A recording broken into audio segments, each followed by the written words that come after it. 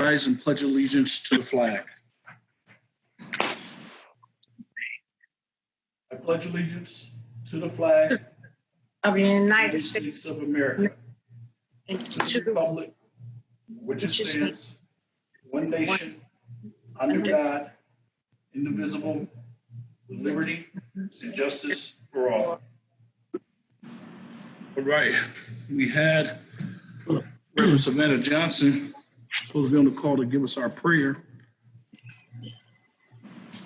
We'll all just pray in our thoughts.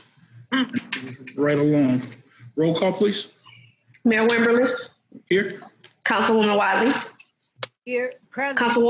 Councilwoman Washington. Present. Councilman Shaw. I'm here. Mayor Pro Tem Howard. Here. Councilman Williams. And Councilman Chisholm. Here. We have 6 present tonight, Mayor Wimberly, 1 with technical difficulties. All right, then. All right, let us begin. Approval of the agenda.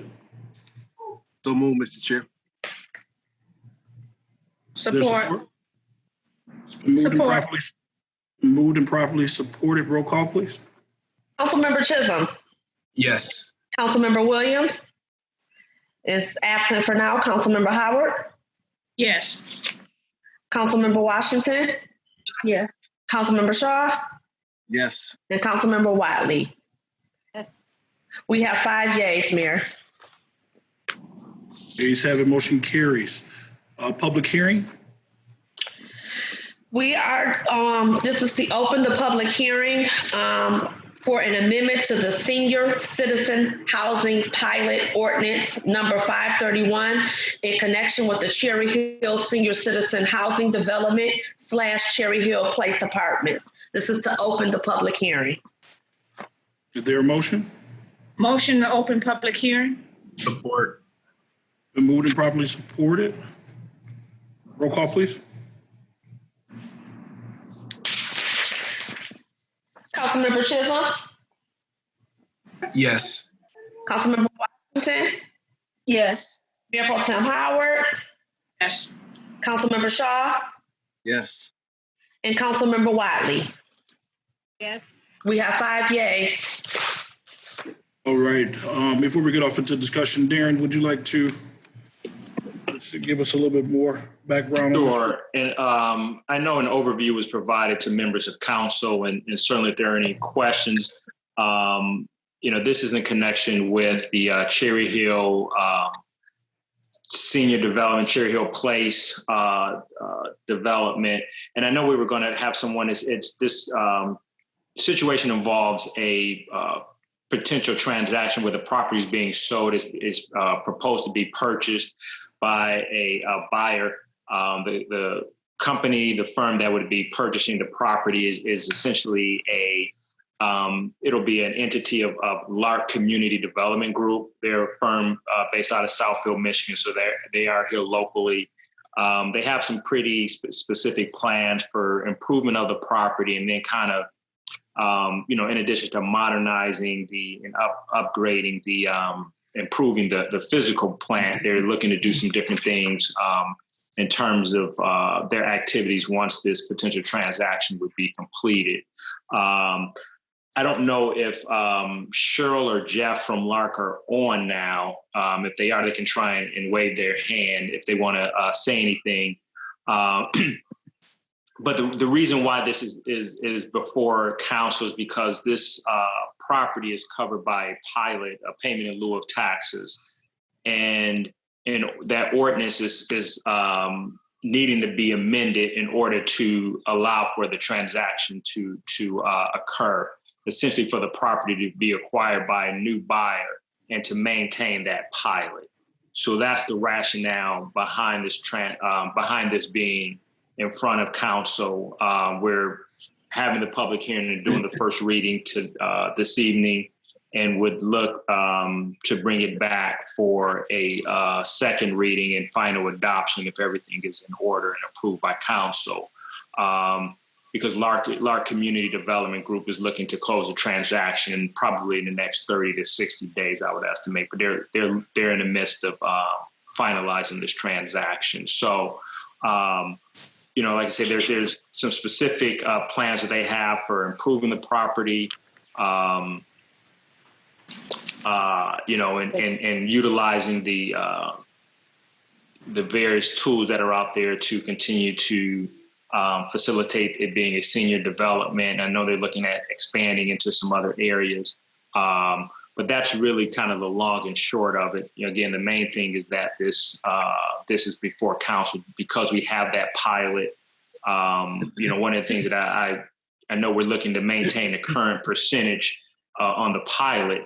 But there are some things that they could be doing that could actually increase revenue for the city in terms of the tax revenues that the city generates off of this property. So I'll kind of pause there. If anyone has any questions or if anyone from Lark Development is on, they can certainly. Yes, Mr. Carrington, this is Cheryl Chirozowitz. I am on the call, and I'd be happy to add anything that I can or answer any questions, however you'd like to proceed. So Mayor and Council, is it your desire to hear from them? They can speak a little bit more, or just that, if there are any specific questions, what's kind of the preference from the body? Yeah, well, I would say that we would open up for any questions from the body. Are there any questions from council?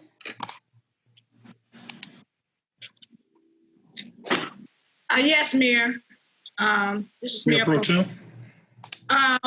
This is coming before us. Why? I don't understand why is it coming before us? Because they want to keep it payment, the pilot program, or is it grandfathered in? How does that work?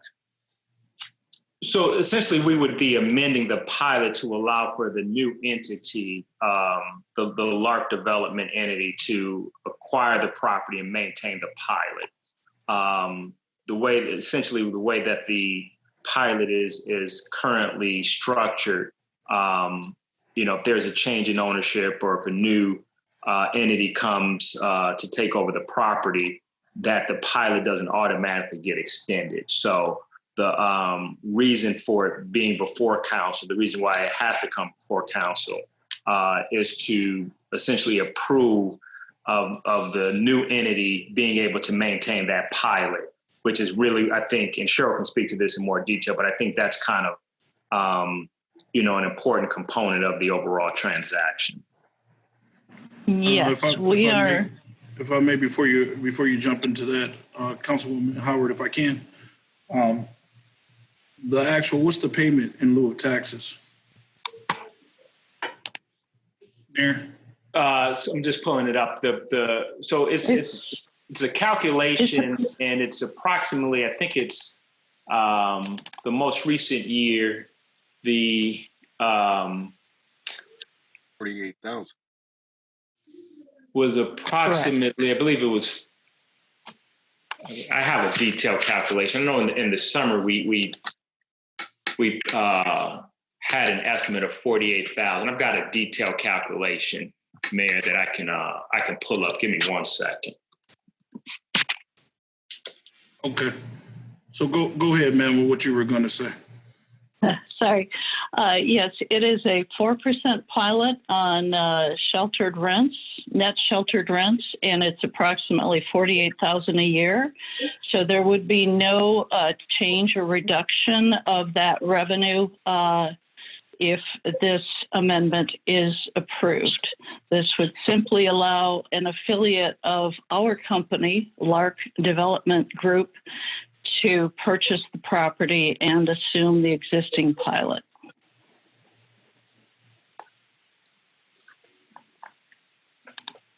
I guess another question would be, Darren, if we don't accept this, what's the tax capture of the property? Have you looked at that?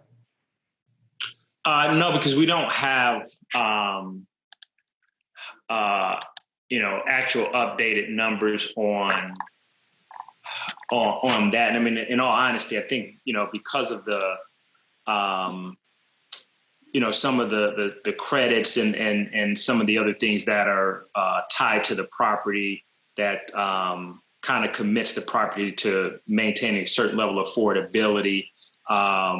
it probably will set off a number of different triggers. And it would really be hard to try and put a meaningful estimate on that. The property was initially designed and is being ran as the potential buyers is proposing to continue operating in that way, and not only utilizing some of the existing programs and benefits, but expanding those that would lead to some additional, as I mentioned, some additional revenues from the city. And Cheryl can probably speak in more detail to those specific points. Yes, we're prepared to immediately after acquiring the property complete $1 million of repairs and updates to the property within the next 12 months. And we are also would work towards qualifying the property for a full property tax exemption for the senior portion under Michigan compiled law 211.7D, under which the state of Michigan would pay full ad valorem taxes to the city of Inkster. Now, we cannot guarantee that is going to happen, because this is something that does have to be approved by the state. But this is really buying the property and assuming this existing pilot ordinance is that first step that we need in order to then lay the groundwork for potentially putting this property tax exemption in place. And that's where, as Mr. Carrington said, it would bring in substantial additional revenue to the city. Very good point.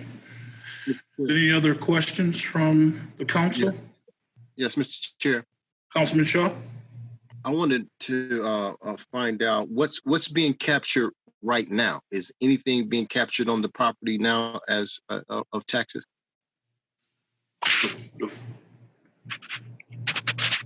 So currently it's the pilot that is currently in place for the existing owner. I know this goes back probably a couple of decades, if I'm not mistaken. So we would be looking to keep that pilot, that percentage amount in place, which is generating about $48,000 in revenue for the city. So is the current owner right now? He's still up under that pilot. So we're still capturing dollars, and we have been capturing dollars from the last few years. I remember Correct. Yes. I remember this program was on council some time ago when this program was developed over there. So we are getting those dollars from that pilot program from this. Yes, we are. Okay. Any other questions from the body? Yes, this is Councilwoman Watley. If these figures that they drew around in here of 381, 368, 320, 144,000, what are they if this isn't something they can guarantee we'll get? And what are we getting over what we're getting right now? So, Cheryl, can you just go over, the expansion of the senior component and some of those estimates that you've shared with us, and kind of explain in detail how that would work from the city's perspective? Yes, I'd be happy to. As I mentioned before, this lays the groundwork for us to purchase the property, assume the pilot, and then we would put in the $1 million in rehab and apply for this tax exemption under 211.7D, which then we have estimated that full ad valorem property taxes on this senior portion would be approximately $368,000. again, this has to be approved by the treasurer and the state of Michigan, but we see no reason at this point why it would not be approved. But again, I can't speak for them, but that would increase your current tax revenue from this property from its current amount of $48,000. It would increase it by $320,000 approximately to a total of $368,000 once this exemption is in place, which would probably be starting tax year 2022. So this is all a process to get us to that point. So no, there would not be an increase in revenue at this time. That would be flat or constant, however you want to say it. But this does lay the groundwork for us to be able to buy the property and potentially place this senior exemption on the property and bring in the additional revenue to the city. Yeah, and I think an additional thing, Councilman Watley and other members of the council, the property's been owned for some time by the current owner. And I think the fact that you have a potential new owner that would be coming in, injecting some significant amount of capital into the property and looking to, better utilize some of the tools that are out there from a investment standpoint, transactional standpoint, I think it's really, a positive for the city. Just, given kind of, the current owner and what not knowing what their future plans could or may be, but them having owned it for quite some time. I haven't personally toured that property, but speaking with others, I think, most people would agree that the investment and upgrading of the property is probably, certainly due, if not overdue. And I think this is an opportunity for, the property to get a significant amount of capital injected into it, as well as in a relatively short period of time, the city seeing some additional revenues that we probably wouldn't see with the current owner. And if I may add to that as well, we are also applying for a new 20-year Section 8 contract for the property. It is currently covered by a Section 8 contract. We will be applying for a new 20-year contract upon purchase, and that will preserve these units as affordable for the seniors of Inkster. Mr. Chair. Yes, sir. Councilman Shaw. I want to know if the water bill is paid on the property, and if so, will they pay up the water bill? Because it was a retention base. I mean, it was a basin over there as well that was running water. So I know it's probably somewhere in the north position. But what is that? Or is there a water bill over there? I'm sorry. What was the last question? The last part of your question, Mr. Shaw? Is there a water bill over there? There has been, and I know there's been, for quite some time, there's been a lot of, and I don't know if Attorney Jones can clarify. I don't know if it's been litigation or just kind of some conversations back and forth, but I know that the water bill has been in a pretty consistent level of dispute between the owner and the city's water department. So what is the answer? I mean, is there a water bill? Is it? I mean, yes, they do have a water. I don't have their water bill in front of me, but that would certainly not go away. That ties to the property, so that item would not be going away with this transaction. Okay, so they are the new possible new owners will be responsible for that, right? For sure. Yes.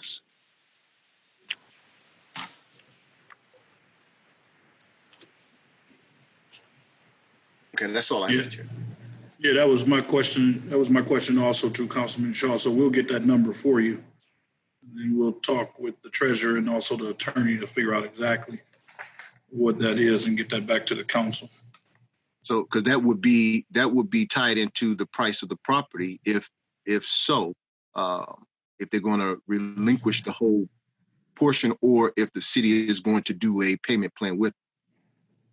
Correct.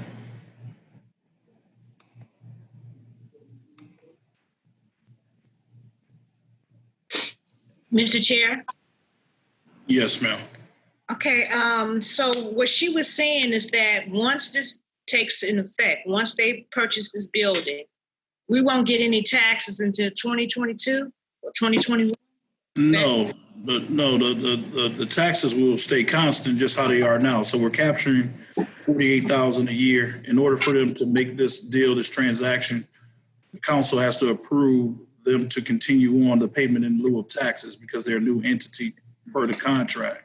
So we'll still collect the 48,000, but as soon as they take over the property with the improvements along with that, they're going to apply to the state of Michigan to get the state of Michigan to actually look at paying entire tax revenue of what it would have generated if we didn't have payment in lieu of taxes, which is roughly about 360,000 from what I'm hearing. Okay, my next Sure. question, as far as the residents that stays there now, are they guaranteed to continue living or something that? I'm sorry, Darren, it looked like you're doing something with your camera. Are you adjusting it? We can't hear Council Mayor. Okay, sorry about that. No, you're fine. Okay, Go ahead, Mayor Pro Tem. as far as the residents that's living there now, are there, what assurance do they have that they would still stay in the property, or is that something that we don't have control over? Yeah, I don't think we have all of- control over that, but can you speak to that now? Yes, all of the residents currently qualify for the Section 8 program that is in place there. That would not change because, as I said, we're extending that contract. So we don't, we have no intention of canceling it or making any changes to it. They would continue to pay the same portion of their income that they are paying now, and they'd be allowed to stay. There would be no displacement. Okay. Any other questions? All right, hearing none, motion to close the public hearing. Mr. Chair, before we do that, I just want to make sure that I'm clear that we get those numbers for the water. Yeah, we're definitely going to do that. We got that. We got that for you. I'll get that for you. Motion to close public hearing. Well, before we do that, I think, Stephen, did we ask if anyone from the public? Yeah, good catch, Darren. Do we have? I think I kind of hopped in there and started talking before we even. Yeah. If anyone from the public would like to ask any questions during this time as it relates to this particular item on the agenda, please raise your hand. And Councilman Chisholm, if you can tell them how to do that. Yep, just press *9 from your handset if you called in by telephone. And if you, of course, are on by computer, I have one caller right here.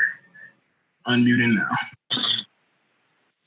Caller, if you can state your name for the record, please. Yep, this is Defense J. Mandisa. And just wanted to ask the lady from Larch, what are the other cities that you've done this program with, and what have their results have been, and if you could provide some references, I guess, for the council. Oh, certainly. Yes. We have done this in, Detroit, the city of Detroit, the city of Adrian, the city of Southfield, Saginaw Township, and Lansing. And I think that's all. Seems like there's one I'm missing, but we've done at least in 5 different locations, and we have been, successful each time.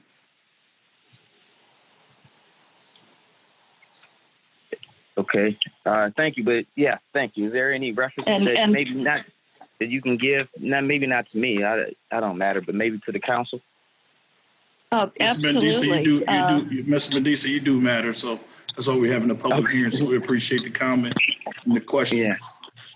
So go ahead, Is that something that I could email in? Because I think it'd be easier for me to, or I could, because I'd put you in touch with certainly the assessor of the city of Southfield. Oh, Westland was the sixth one. That's the one I forgot as well. I believe Mayor Wild from Westland still remembers us. We did it down there about 6 years ago. Also the city of Southfield. And as I said, I'd be happy to provide contact information. I just don't have that at hand right now. Oh, thank you. I have one other question, Mayor. Yeah, let's just hold on 1 second, Mayor Pro Tem. Mendisa was done? Okay. All right, go ahead, Mayor Pro Tem Howard. Okay, the payment in lieu of taxes, did it stay the same after the company purchased other properties in other cities, or did it change?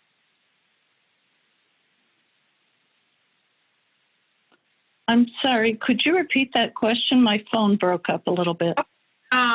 You said that you have done several of these in other communities. Yes. Are they payment in lieu of taxes, or are you paying regular taxes on the building? They were converted from a payment in lieu of taxes over to this full tax exemption that was granted by the state. So all of these properties were operating under a pilot payment, and then we converted them got the application into the state, got it approved, and these communities began receiving the full ad valorem payment from the state of Michigan. Okay, thank you. Okay, thank you. Yeah, and if I could just add to it, I mean, we're talking about a property they say in the notes about 50 years it hasn't been updated. I know that right now it's definitely in desperate need of improvement. So I'm just excited about the $1 million commitment that they're planning on putting into the project right away to enhance the quality of life of the residents in that area. Sure. Stephen, Councilman Chisholm, do you have anyone else for public participation? Nope, don't see any other hands raised. Okay, then will Councilman Shaw, your motion, please? Motion to close public hearing. There's support? I think that was that Councilman Williams' support? I don't know. I couldn't catch. Councilman? Okay, cool. All right, then roll call, please. Mayor Pro Tem Howard, Yes. Councilmember Wiley, Yes. Councilmember Shaw, Yes. Councilmember Washington, Yes. Councilmember Chisholm, Yes. and Councilmember Williams. Yeah, I'm going to abstain because I don't know what the conversation was. I just got online. Okay. We All have right, 5 yeas here. All right, the motion carried. So we will have, of course, it's another hearing. Will it be another hearing or another reading? Another reading. It'll be another Second reading. reading, yes. It'll be the So second it'll be reading. coming back in 2 weeks for the second reading and adoption. Yeah, so Reverend Williams would definitely be able to bring you up to speed. All right, consent agenda? So move, Mr. Chair. Support. Been moved and properly supported. Roll call, please. Councilmember Williams, Yes. Councilmember Shaw, Yes. Mayor Pro Tem Howard, Yes. Councilmember Washington, Yes. Councilmember Chisholm, Yes. and Councilmember Wiley. We have Yes. 6 yeas, Mayor. All right, motion carries. Boards and commissions. Anyone? Chairman, Yes, sir. Reverend, Councilman Williams? I would like to reappoint, let's see, wait a minute, to the Beautification Committee. Tony Bailey to the Beautification Committee. There's Time support. expired. Support. It's been moved and properly supported. We need a roll call on this, clerk. Yes. All right, roll call, please. Councilmember Watley, Yes. Councilmember Shaw, Yes. Councilmember Washington, Yes. Councilmember Chisholm, Yes. Mayor Pro Tem Howard, Yes. and Councilmember, I'm sorry, did I miss somebody? I got Washington. everybody. Oh, Councilmember Washington, I'm sorry. I'm sorry. I thought I already voted. Yeah, you did. I got everybody. I'm sorry, Mayor. Okay. Is there any others? You didn't get me. Sure. Councilman. I'm sorry, Councilmember Williams. I'm sorry. Yes. Yes, Mr. Chair. Councilmember Shaw?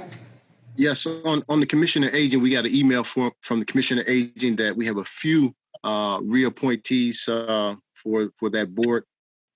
And I would just start with Chuck Coleman for the commissioner agent.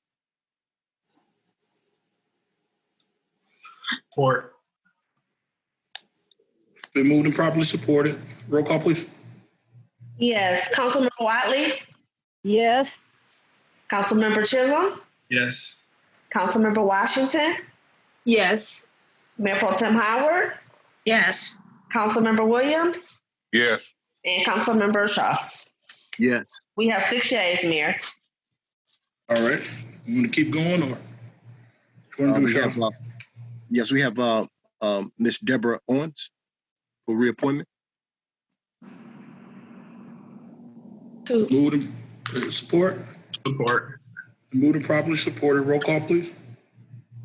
What is she being appointed to? The Commission on Aging? Commission on Aging, Okay, thank you. reappointed. Okay, thank you. Councilmember Williams, Yes. Mayor Pro Tem Howard, Yes. Councilmember Watley, Yes. Councilmember Shaw, Yes. Councilmember Washington, Yes. and Councilmember Chisholm. Yes. Right. And also Miss Jean Liddell for commission on aging. Support. Okay, It I got it. Okay, it's been moved and properly supported. Roll call, please. Councilmember Washington, Yes. Councilmember Chisholm, Yes. Councilmember Shaw, Yes. Mayor Pro Tem Howard, Yes. Councilmember Williams, Yes. and Councilmember Watley. Mayor, before I vote, the last person that was nominated, what was that name? Liddell, Jean Liddell. Jean Liddell. Mm-hmm. Betty Liddell? Jean Liddell. Oh, okay. All right. Yes. All right. Mr. Mayor. One second, we on a roll. Yeah, it was one more added, should be added to that. It's a few more, so go ahead. Who you got? Okay. All right, let y'all go ahead. No, you go ahead. Who you got? Miss Rosie Thompson. Rosie Thompson. Yes. Okay. Support. Is that a new appointee or a reappointee? Right. She's a new appointee. That's a new appointee. I don't think that's a reappointment, Mayor. Yeah, she's Yeah. new for the agent. Okay. Because I don't think Doris Horn, who has served on the commission for 20 years, I don't think she wants to continue to be reappointed. Okay. So she's replacing that individual. Now, just to make sure, just for point of clarification, is it just any of us can nominate a person to go on Yes. the aging commission? Okay. Yes. Okay, then, so we're moving forward then. The name has been presented. There's support? Yes. Mayor? Ma'am? I'm sorry. Councilwoman Wiley? Yeah, I just wanted to know, they said this person was new, but do we have paperwork for her from other commissions or boards she may have been on? Yes, I have her bio on file. Okay, that's all I wanted to know. All right. So it's been moved and properly supported. Discussion has been had. Roll call, please. Councilmember Wiley, Yes. Councilmember Williams, Yes. Mayor Pro Tem Howard, Yes. Councilmember Washington, Yes. Councilmember Shaw, Yes. and Councilmember Chisholm. Yes. All right. Okay. All right, good. Then we got a new member to the Commission on Aging. Good. And who was that person you said retired or don't want to? That is Doris Horn. Okay. And Mayor, if I may, I think you should have another one. I think I sent out another email that Ms. Champagne sent me in reference to did you all receive that one? In reference to who, ma'am? I'm sorry. Henry Wade. Yes, being appointed to the Commission on Aging. Yes. Being reappointed or not? Reappointed. Okay. Is there a motion for Henry Wade? A motion to appoint Henry Wade, reappoint Henry Wade. There's support? Support. I don't know if you guys are getting this, but we're getting a lot of feedback. That's coming from Councilman Shaw's device. I just muted him. I don't know what it is though. Okay. All right, good. I know you'll stay on top of it. All right. No, it ain't coming from my device. You just unmuted. Yeah, it ain't. Councilman Shaw, when you muted yourself, it just showed back up, sir. Yeah, something keeps muting me. I don't know who is that keep muting me. It was because of the background noise that we're getting from your device. There's nobody in my background. So I don't know if y'all got some hackers or what, but there's nobody in my background. We understand that, sir. It's just probably something technical going on, that's all. So if you can just mute yourself while you're not speaking, how about that? And then when you start speaking, you can unmute yourself. Sounds good to me. Thank you, sir.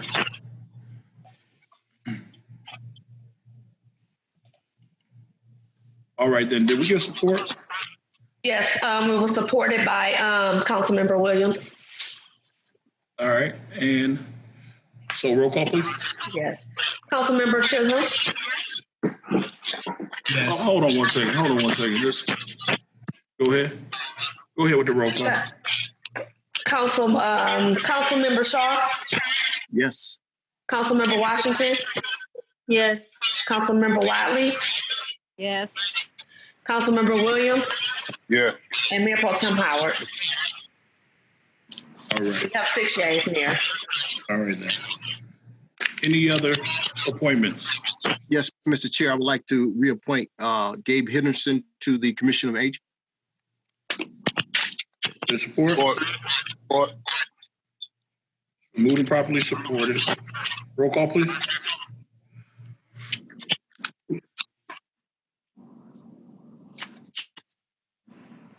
Roll call, please, clerk. I'm sorry, Mayor. I'm still mute. Councilmember Chisholm. Yes. Councilmember Shaw. Yes. Councilmember Washington. Yes. Mayor Pro Tem Howard.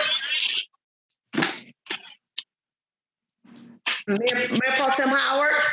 Yes. Okay, Councilmember Williams. Yes. And Councilmember Wiley. Yes. We have 6 yeas, Mayor. All right.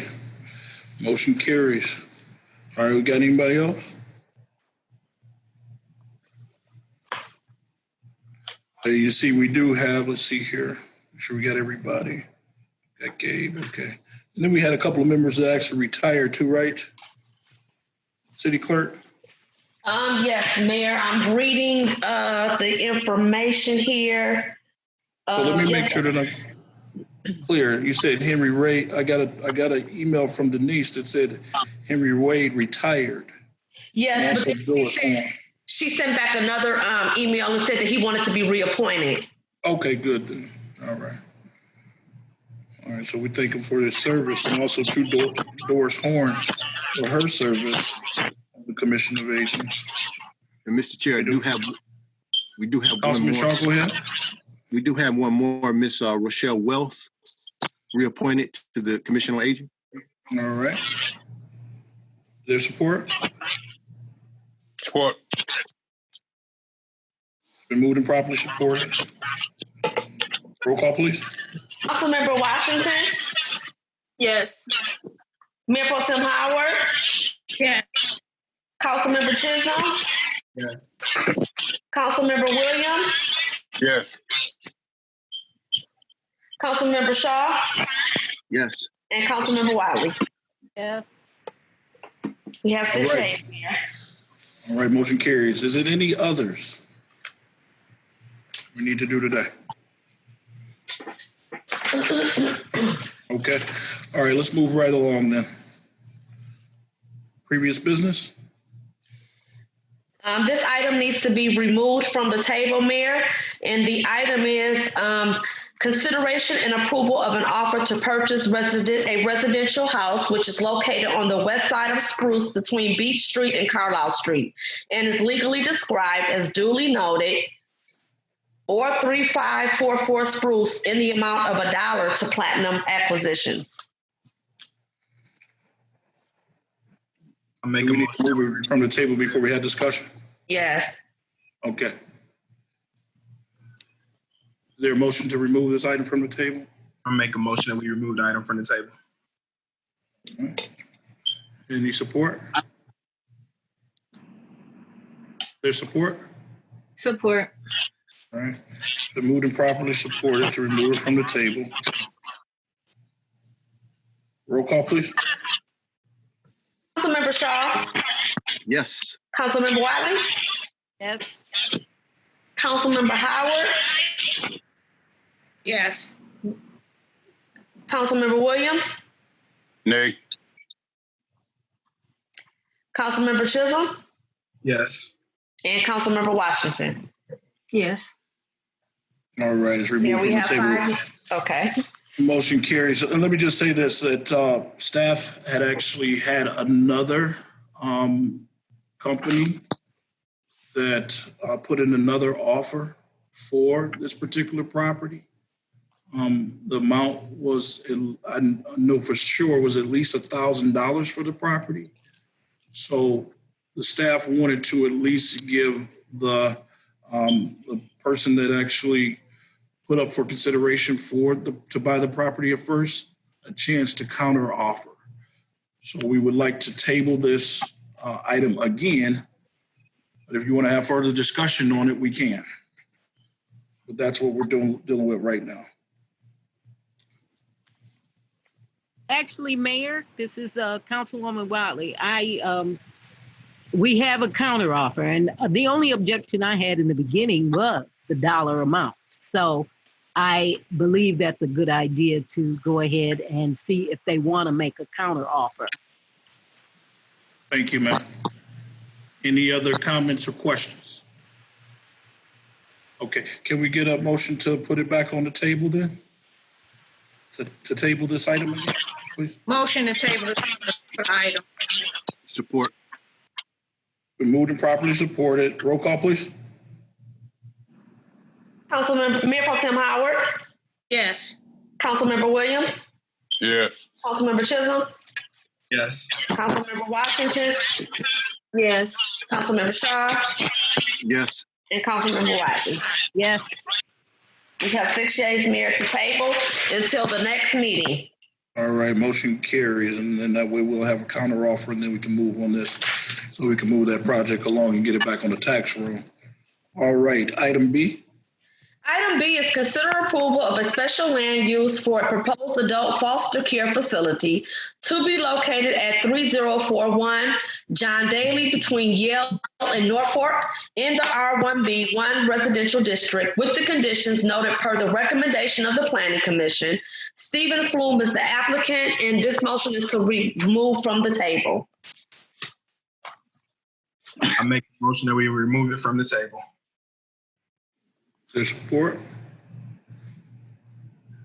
Support. Councilwoman Wiley has supported to remove it from the table. Roll call, please. Councilmember Chisholm, Yes. Councilmember Williams? Yeah. Mayor Pro Tem Howard? Mayor, I'm sorry, I'm still getting a whole bunch of feedback. I can't hear. Yeah, I know that Councilman Shaw is actually, he has to vote, so call on his vote. Councilmember Washington? Yes. Councilmember Shaw? No. Councilmember Wiley? Yep. We have All 5 right. yeas, Mayor, and 1 nay. Motion carries to remove it from the table. All right. I know Ms. Jordan is on the call. Ms. Jordan, did you want to weigh in on this? I can if there are specific questions regarding this particular project. I can certainly weigh in, but basically, it does comply with the current zoning ordinance as written. It would also comply with the zoning ordinance if the text amendments are passed at a future council meeting that are on the agenda for the first reading tonight. So either way, it would be in compliance with the ordinance requirements. I do know that the applicant may be on the phone for this one tonight. I'm not entirely certain, but I know that they were on the call last time. So we can certainly see if they're on the call, if they would like to weigh in.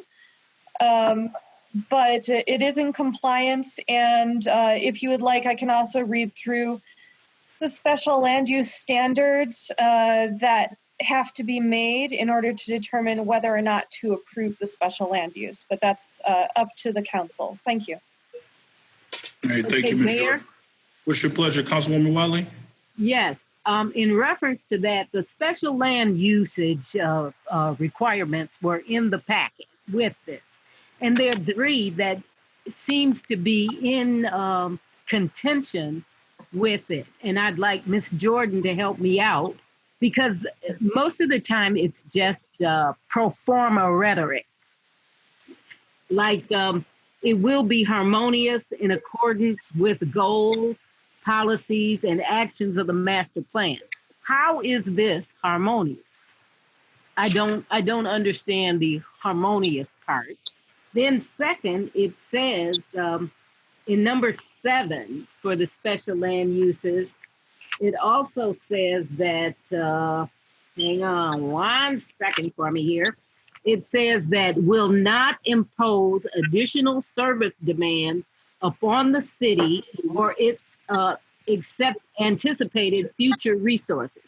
Now, I asked the police department and the building department to collect some statistical data reference group homes. Now, apparently we have 62 in the city, and of those 62, only 39 actually have a license, okay? And so I asked them, how often do we go out here? Well, between July 1st and July 15th, over 574 runs were done to, they responded to group homes. Now, I'd say that's a drain on our resources because we only have an infinite amount where police and fire are concerned. We went over this with the budget and everything.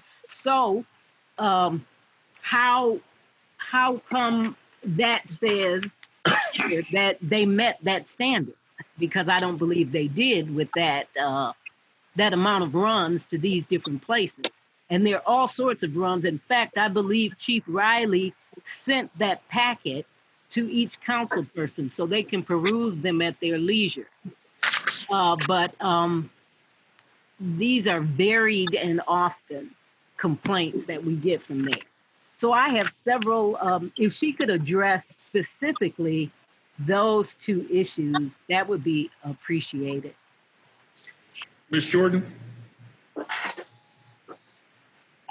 Yes, so the first question that was raised is whether it's harmonious and in accordance with the goals, policies, and actions of the master plan. So as you can see in my response to this, the site is planned for neighborhood mixed use. It blends residential uses with commercial and low impact industrial land uses that provide day-to-day services and employment to adjacent neighborhoods. It's going to have up to 11 occupants, and it does actually meet the intent of the master plan. It's the master plan, the future land use designation, as well as the zoning designation, do permit this use as a special land use. So as long as the conditions of the special land use are met, it should be harmonious with the master plan, and that includes proper screening, and also a consideration, which we'll get to, of public safety. I also do want to point out that under state law, because this is less than 12 adults that would be housed here, under the current state law, if we bring our zoning ordinance into compliance with current state law, we wouldn't be able to necessarily regulate this on a zoning level in the future if it's less than 12 adults. So I think we do potentially run a liability risk if we don't consider the state laws in regards to this particular land use. As far as the public services, that is something that I always defer to police and fire, and we do have Commissioner Ratliff, who sits on the Planning Commission. We do ask him to weigh in on these sorts of cases when there's a special land use that may put an additional burden on police or fire. I think something else to consider, though, is it this particular project or proposal that's putting that burden on police or fire, or is it this land use category as a whole? Because we have to be careful when we are considering approvals of a special land use that it's related directly back to the project itself and not the land use as a whole. Okay, well, continuing, I'm not satisfied with the response because to me, for lack of a better word, it just sounds like a whole bunch of gobbledygook. So that's fine. As this is this place, this is a commercial offering, right? It's not like the others we have that are residential. This is a commercial offering. And does that differ from the others? It is not. Oh, sorry. Go ahead. It's not a commercial offering. This is in a residentially zoned district, and adult foster care homes by state law have to be treated as residential uses. Okay, so it's not commercial. All right, how does the census impact on this? Do we know? I'm sorry, how does the what impact? The census. We're doing a census this year. Say there's a home that has 10 or 11 people, but they've already been counted somewhere else. How does that impact us if they've coming in here? That is not my area of expertise. Okay, well, fine then. Is this a 501c3? Do you know if it's going to be operated under a charitable organization? I am not sure about that. I would need to defer to the applicant on that. All right, and also while you're deferring to them, since they have a larger home than the 6 required by residential, will they have any on-site enforcement for some of the problems that we have to expend our resources on? Because of what it turns out to be, technically, is the citizens of Inkster paying for the use of this or the running of this place?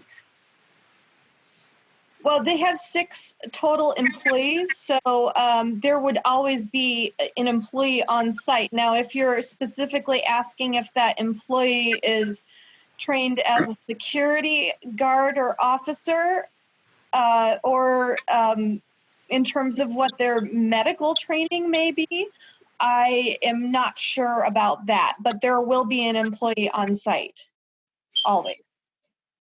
there would be more than an employee on site. I can't join the conversation. I've been trying to join. Can you hear me? Yes, we can. Hold on one second, ma'am. You need to be recognized and be decent and in order. So hold on one second.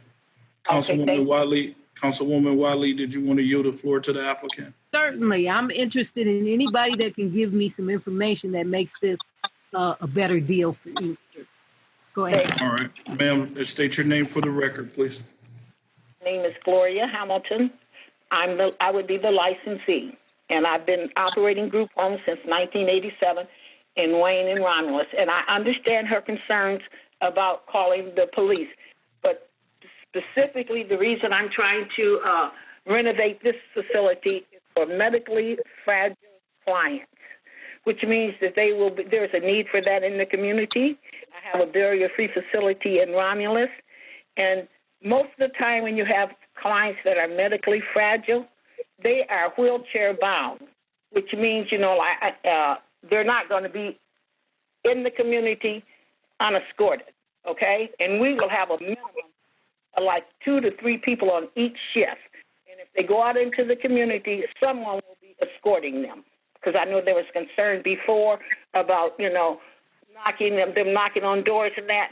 Not when it's the population that we intend to serve, okay? And that is medically fragile, okay? They may be mentally impaired, dually diagnosed mentally impaired, NDD, developmentally disabled, but they also will be medically fragile. That's why I wanted to, as I said before, there's a need for this population. And that's the reason I want to convert it to barrier-free, not just, like a normal home. It'll be a totally barrier-free facility for people that are medically fragile and live in a group home. Does that answer your questions? That's part of the answer. Also, too, are you a 501c3 designated? Yes, we are. Yes, we are. We're 501c3. So there would be no taxes received from this property. Now, even though we're 501c3, I'm not quite sure how that works, but I do know we have 501c3, standing, okay? Okay, which reinforces what I have said before about, in essence, the residents of Inkster will be paying for your operation. No, the county would be paying for our operation. The 258 board pays us. The Wayne County Mental Health Authority pays us, and the state of Michigan. And how much of those resources or finances come back to the city of Inkster? Now, I couldn't tell you that. I would have, a CPA would have to say that because I'm not sure. Okay, well, Mayor, I'm pretty satisfied what I was thinking is the case. So I'm going to yield to my other colleagues if they have something to say. But before I say that, I would like to thank Chief Riley, Lieutenant Twardzik, and Carolyn Wilson for helping gather this statistical information I have.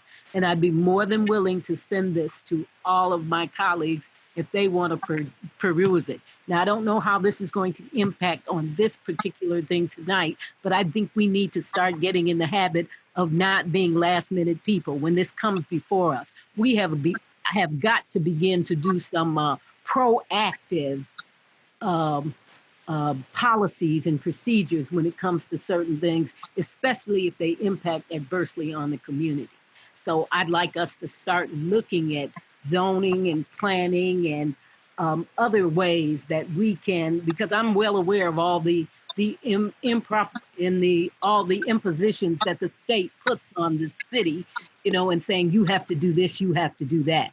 So we have to find some way to make our city more desirable and not have a lot of things, because I think 62 facilities of this nature for a 6 square mile city is a bit much when other cities have managed to do only 1 or 2 or 3.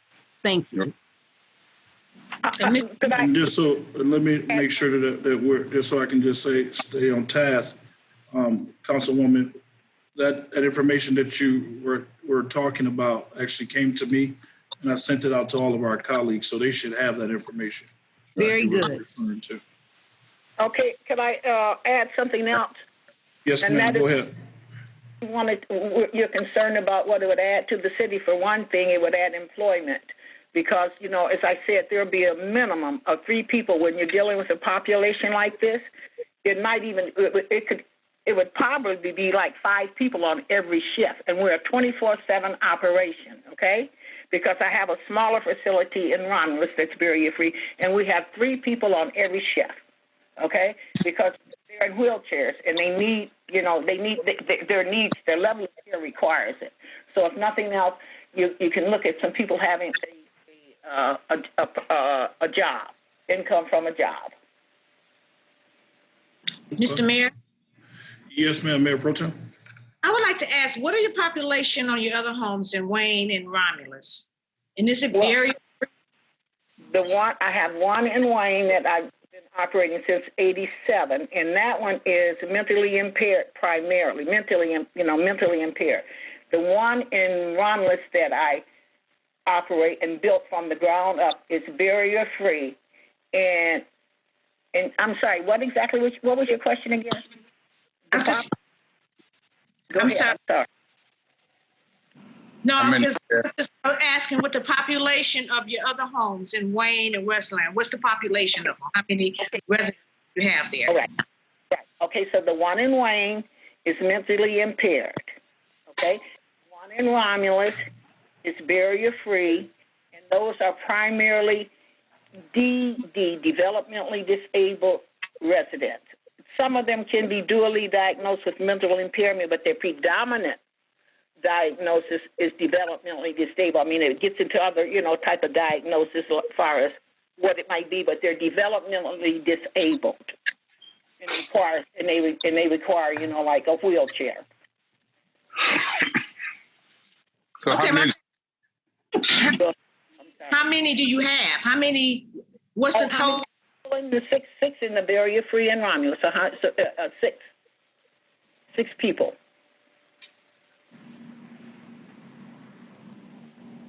Does that answer your question?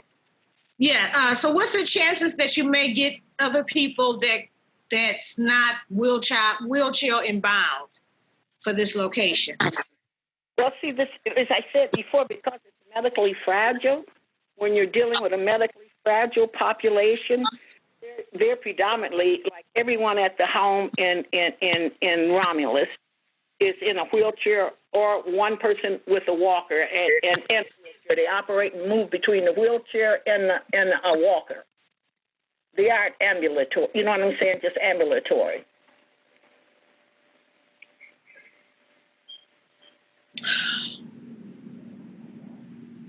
Okay, I'm done.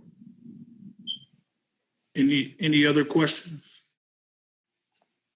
And just so Ms. Jordan, how long have we been going through this process? Because I know, of course, it's been to the Planning Commission, and before then you had to look at the project as a whole for just planning. So how long have we been going through this process with this applicant?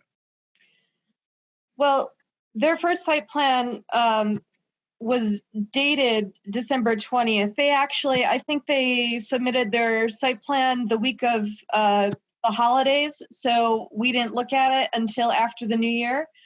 And so they've been going through this process for 7 months, although about 3 of those months were lost to the pandemic. So if you take away the pandemic, it's been about a 4-month process. Okay, and this did go through Planning Commission, and you did have public hearing on it at Planning Commission as well? That's correct. Okay. All right, I did see another hand raised, Steve.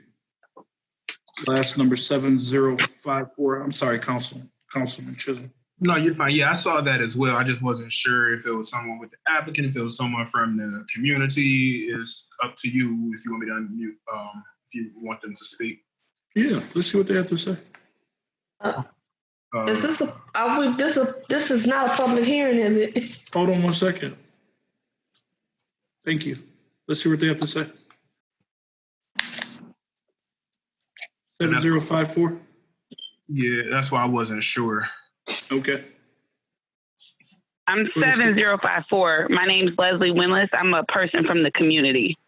Go ahead, state your. I just had a question. I just heard someone state that if nothing else, this would bring jobs to the community. And I just wanted clarification on that. Does that mean that Inkster residents would have some type of preference or maybe like first dibs on jobs to work at this facility? Good question. For the applicant, you can mute her back now, Steve. Thank you. And applicant, if you can answer that question. I'm sorry, I shouldn't say applicant. What is your name again, ma'am? I'm sorry, I should write that down. Sorry, it's Gloria Hamilton. And I'm sorry, but that would be discriminatory. I don't think we can discriminate like that. You know what I'm saying? We couldn't discriminate and say, oh, we're going to give a preference to people from Inkster to work in this facility. And I also would like to add that I have a certificate of special conditions that I signed for the Planning Commission. It's dated December. I purchased this property last year, and I, for the Planning Commission petition, it was signed December 16, 2019. So that's how long I have been trying to bring this to fruition, okay, and working on this project. Trying, and I know the COVID caused everybody to go to a standstill, except for, obviously other things still go on. All right. Like expenses. I understand. Thank you so much, ma'am. All right, Steve. Can I have one? Back. Please, Mayor Pro Tem. Okay, now, as far, Adrian, this is to Adriana, I guess. As far as the signatures, because I know that the residents that's in this community wasn't really feeling this. So did you get the signatures for this deal? Signatures. I don't know what you mean. Okay, what did you, I know that you said that you sent out notices. At a 300 radius, was it a 300 radius?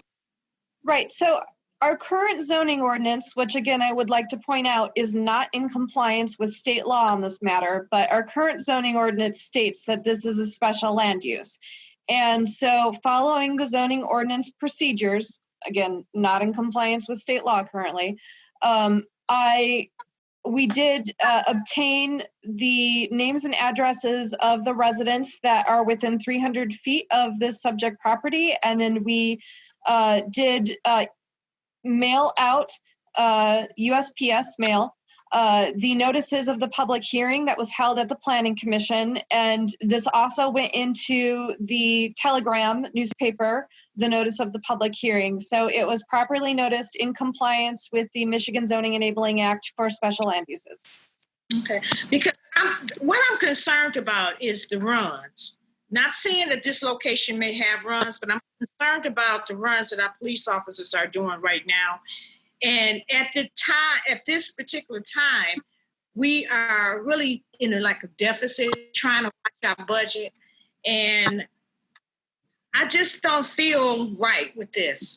I would be more lenient to say if we didn't have the runs, I know it's the ordinance or whatever, but if we didn't have so many runs and we didn't have so many in the city, and I know this is our ordinance, but at the same time, we can have ordinance on the books, but the effect that we have doesn't comply with the ordinance.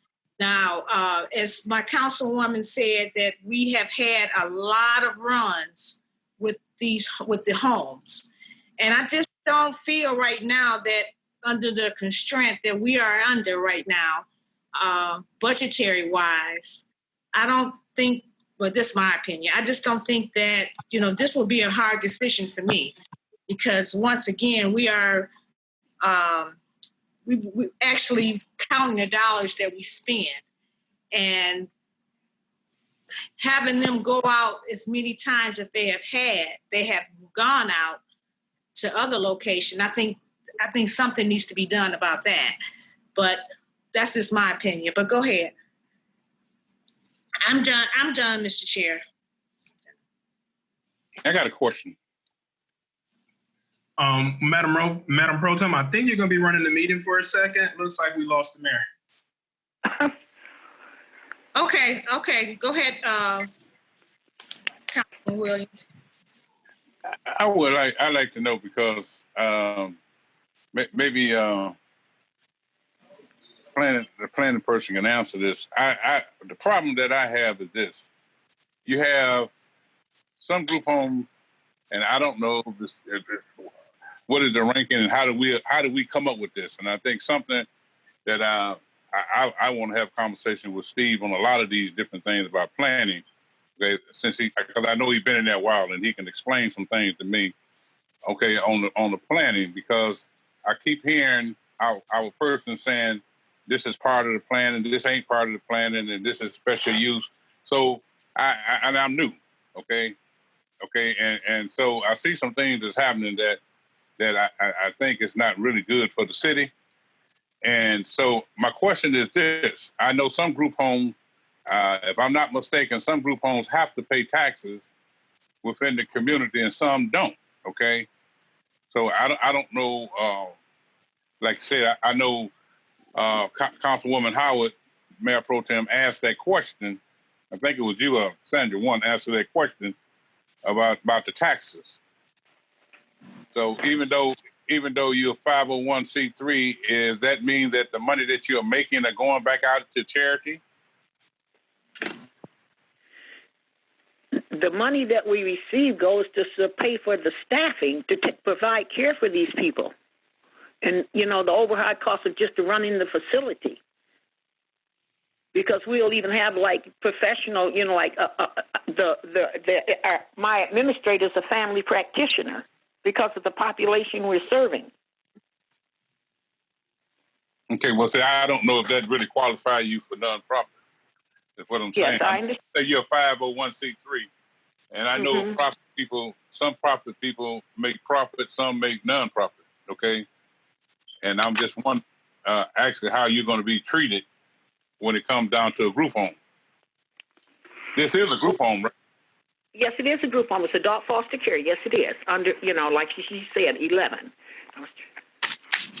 If I could, to Councilman Williams' point, I think there's two things. One is in regards to the organization, the entity, that's left up to them. They, the applicant has indicated that they are a 501c3, and that'll be who will be operating the business. But from the city standpoint, in regards to whether or not the property is tax exempt, that's a city process. You can be a tax exempt organization and the property not in and of itself be tax exempt. That process is managed by the assessor, and it really requires that. One of the key things is for the property to be used for tax exempt purposes. So there's a separate process, and we have properties that are owned by tax exempt organizations that are still taxable properties. So they will be following the same process that all other properties and nonprofits and tax exempt organizations follow in the city. Some do operate the business, operate that property in an allowable tax exempt purpose, and some don't. So that process will be, from the city standpoint, how the city makes its decision in terms of it being tax exempt or not, the property itself.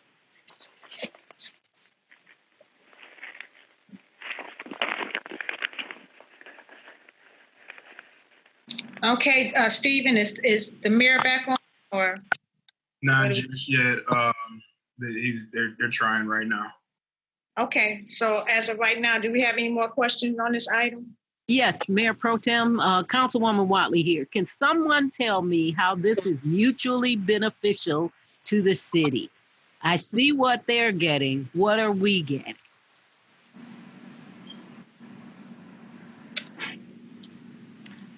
Darren, can you answer that question, or something that we have to put on hold and find out? No, I mean, I think, and I can't speak to all of the tangible and intangible things. I mean, I think just, from the basic standpoint that we, are having someone come in, buying the property. I believe it had been vacant for some time, getting it onto the tax rolls, maintaining the property, adding to the city's tax base. I'm sure there's some other intangible things, but to the extent that we do have a reputable, experienced operator, I think those are certainly some of the tangible and intangible benefits that I would point to if with that question being raised, for sure.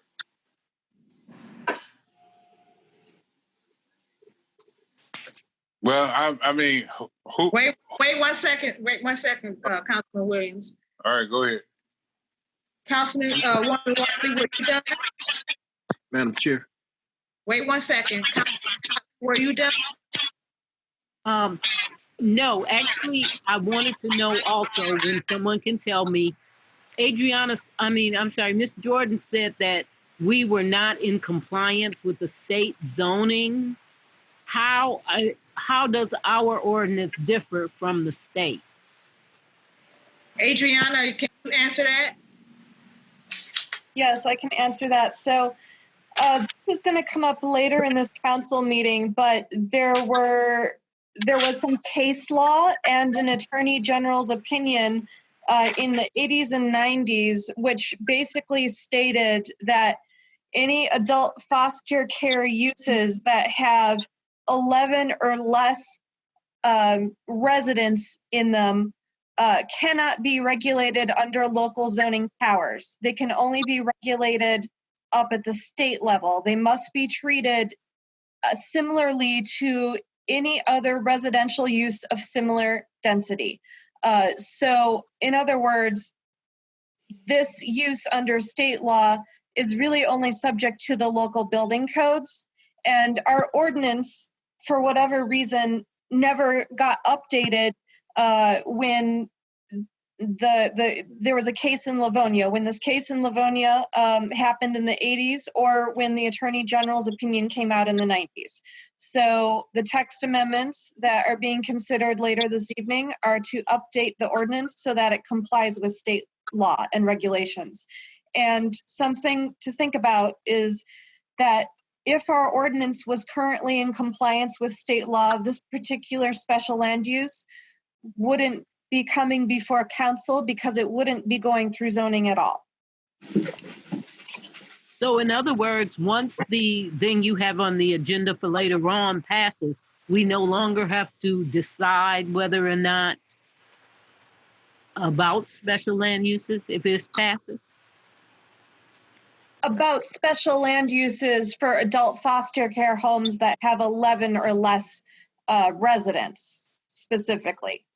If the adult foster care homes have 12 to 20 residents, it's still going to be a special land use in all likelihood. And that would have to come before council? Mm-hmm, if it's 12 to 20. Okay, thank you. I'm through, Mayor Pro Tem. Thank you. Okay, Councilman Williams. I would just like to get a clarification of the, because on the tax situation, because I was told that when this first came to the council that it was a taxable property. Okay, it was going to be taxable property. Now I'm hearing that possibility that she might be tax exempt. So I don't know. I'm trying to listen to the way Darren was coming from, and maybe someone can clear my thoughts. But right now I'm very confused about that. And I didn't want to confuse the situation. I think I just wanted to be clear. She was speaking to the operational entity, the property owner would be that she operates under a 501c3.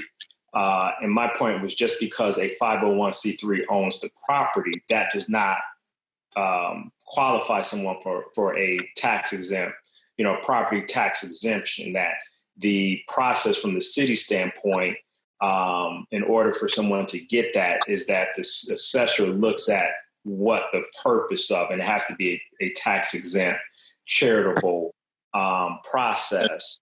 That's what I'm charitable purpose. And so, right. The question about is the property going to be taxable or non-taxable, that's essentially the test that the city, as the taxing entity, that's the test that's applied. I think the applicant was speaking to the fact that they are a tax exempt entity, but that does not mean that they're automatically qualified for that property tax exemption. Okay. Okay, Councilman Shaw? Yeah, I just wanted to hear from Attorney Jones on the matter of if council so decides to deny this, where does that put the city in standpoint? Attorney Jones? I don't know if he's on Member the line. Shaw, yeah, I am. You have to recall previous admonitions we gave with matters coming out of the planning department that if it is voted negative and not passed, it must articulate a specific reason on the record, because then any applicant has the right to challenge the denial in circuit court. And those are the things you calculate with regard to making your decision on these type matters. Also, listen to Ms. Jordan carefully as she explained, the change in the case law, which the state law does not regulate these homes under 11 persons. I don't want to go into too much publicly on the record in an effort to not violate, the attorney-client privilege, but just to say that you must have articulate on the record a reason for voting no. Okay. Madam Chair, and we didn't get those things that I think Councilwoman Watley had made mention. I guess the previous council had received. So I don't know why I didn't get those from this administration to be able to somewhat articulate those things. I don't know if it's going to be. Shaw, this is Mayor Wimbley chiming in. Attorney Jones, correct me if I'm wrong, you actually sent them out that last meeting. I did, and I sent it to Member Watley, but I thought I copied the mayor and every council person before we adjourned from the last meeting in an email. Yeah, I get that, but it doesn't say pretty much on what you may mention about articulating how this needs to play out. It just gave some some stuff that what the applicant can do. That is correct, and that's how you have to characterize it, because those are the things that will be addressed in circuit court should an applicant decide to challenge an action of this body that came out of Planning Commission. And also, I just wanted to know if this is under a building license, so would they be, periodically or yearly paying building registration fees or building license? Yes. Okay. It was made mention about some other group homes within the city that are not licensed and paying registration, I guess. Is there any way that we can follow up on that process to make sure that these businesses are licensed, are up to code? Yes, we're definitely doing that. Let me say that out of the 62, all of them are not this particular type of business. Some of them are actually operating as independent living spaces. So once a home has a C of O, certificate of occupancy, and business will just move in and actually start doing business as independent living, and they're just like regular residents. But we know from going to the homes and engaging with the police that these are not just regular homes, these are actual businesses. So that in turn goes back to us in our ordinance and how we look at the businesses. So we're definitely working on that from the administrative side, and we'll be presenting something to you soon. Mayor, if I may assist Councilman Shaw, in his packet, there is the list of the 9 things that must be complied with. And in that one you sent out today, it lists all the group homes and it lists those ones that are not in compliance license-wise.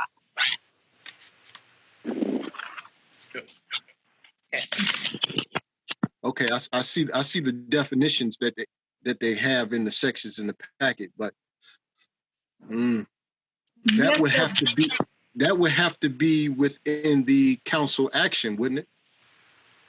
No, this was sent separately by Mayor Wimberly earlier this evening. Yeah, and I it seen that. contained all the information I got from the police department, and it was extremely comprehensive. Yeah, I seen that. I'm just saying within the packet. Oh, you're talking about on the packet with the mayor sent out, right? Yes, sir. Okay. All right. You know, Mr. Chair, Yes, ma'am, Mayor Pro Tem. if everyone is finished, I'm going to articulate this for me. The burden on the city resources and the opposition of as far as the residents concerned, because I know a lot of these residents I have spoken to, this has come up, not this location, but another one has came up in the past. And they were totally against it. And here's the reason. I mean, like I said, you know, we have a lot of calls. We have a lot of people walking the streets. Not to say that these people are not, because you said that, but once we get this rolling, we can't articulate what she's doing. You know, if she's getting wheelchair-bound people or people who have illness but are able to walk. And I think that listening to my residents, I have to be behind them because that's who put me here. And like I said, our city's resources right now is tight. And this project is a good project, but you know, I'm not saying that no one needs help, but at the same time, location. And at this time in the city, I'm going to articulate that is our budget, our run calls, and the citizens that have approached me on this matter that stay closer to the location than I do, but I kind of got a feel for them, you know, because they're really opposed to this. So if it's articulation, I think that's what I'm going to use to voice my opinion. Is there any other discussion on this matter? I would just like to go along with her because I feel that number one, there are issues in the community about it. So I'm just thinking if in fact, you know, we say that we would have to, in order to not go along with the planning, is we have to have calls. And I think the cause is what she's actually saying, what is causing in the community already. And so I'm just wondering, and in fact that, and I have been twisting and turning about this because that first I was told when the conversation came up that this was going to be taxable property, and now all of a sudden, you know, I don't know which way they might go, and I don't know what the law, as you indicate, since we hear so much about the state law, we don't know which way the state law would probably enter into agreement with that. So I know that's something Darren have to deal with, but what I'm saying is to go along with this over there. And I don't know, that's next to the church. Am I right? That next to that church is what we're talking about? Pilgrim's Traveler. Yes. Yep, this is the old Kingdom Hall. Oh, okay. All right. And that used to be a church too, right? Yep, it was a Kingdom Hall. Oh, okay. Yeah. Okay. Is it any other discussion from the council? Yes. Yes. I think some of the stuff that has been brought to the table is very valid, at least going forward on how we want to look at some internal mechanisms or internal controls that we can utilize. In our last meeting when we tabled this, I believe we spoke of different things about why we have so many in our community versus the surrounding communities that don't. We brought up different things about we have more vacant property, the property values being down and things of that nature. Just don't want it to look like, anyone's being, and I know they're not, but perception is everything, but being that we're being discriminatory or biased when it comes to those things. We do have an exorbitant amount of AFC homes in the city of Inkster, and it really should have been a conversation that got talked about 10 to 20 years ago, because we didn't just get 60 plus overnight. So going forward, we do need to act on this fast and see what we can do at the city level and be in compliance with the state of Michigan, so that we don't run into these issues at the final hour when it's on the table before us to vote on it. And as well, I know Councilman Williams has said in the past something about talking to the state or having a conversation with them to find out exactly what we can do so we can govern ourselves more when there are specific things we may or may not want in our community, because we think we might have too many already. So right. I just wanted to put that out there because I know we're getting ready to vote. It's looking kind of weird right now, and I just want us all to be cautious. All right. So we call for the vote. Madam Clerk, roll call, please. No, Mayor, this one was to remove from the table. You had discussion. Now this one is going to be to approve of a special land use for proposed adult foster care facility to be located at 041 John Daly between Yale and Norfolk in the R1B1 Family Residential District with the conditions noted per the planning. The recommendation of the Planning Commission. Stephen Flew is the applicant. Okay. Is there a motion to support or deny? We have a motion? So move. Any support? Is there support?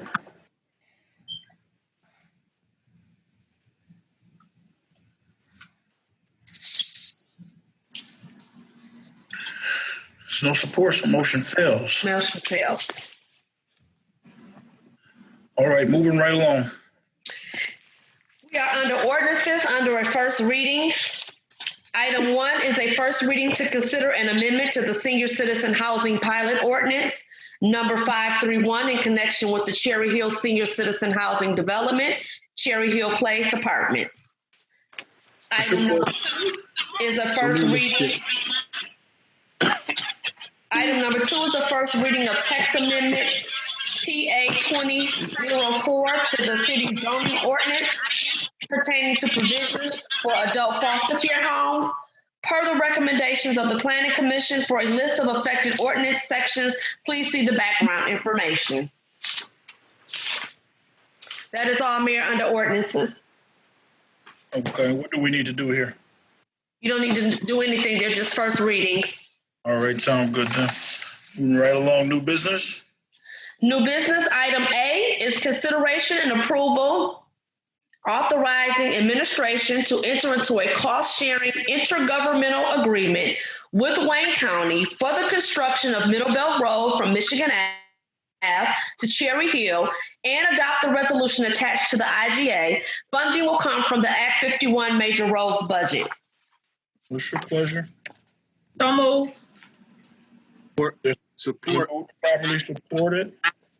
Roll call, please. Councilmember Chisholm? Yes. Councilmember Williams? Yes. Mayor Pro Tem Howard? Yes, but one thing we didn't. I'm sorry. I'm sorry. I apologize for that. We did have a motion discussion. I'm sorry, I can't hear. Yep, this discussion. So, Councilman Shaw, just put your thing on mute again, and then once you jump back in, we'll let you. So we do a discussion on this item. I'm sorry, I apologize, moving too fast. Mayor Pro Tem.